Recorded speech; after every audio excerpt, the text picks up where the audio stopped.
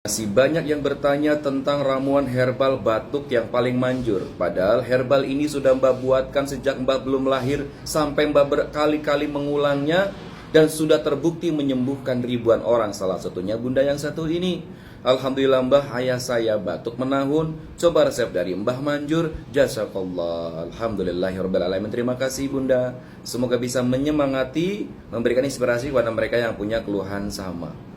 Ya, cukup dengan jahe 1 jempol, 3 siung bawang merah, 1 siung bawang putih, parut ketiganya, masukkan ke dalam gelas, seduh dengan air yang sangat mendidih, tutup rapat, tunggu menghangat, disaring, ditambah 1-2 sendok madu, diminum pagi hari sebelum sarapan. Udah, begitu.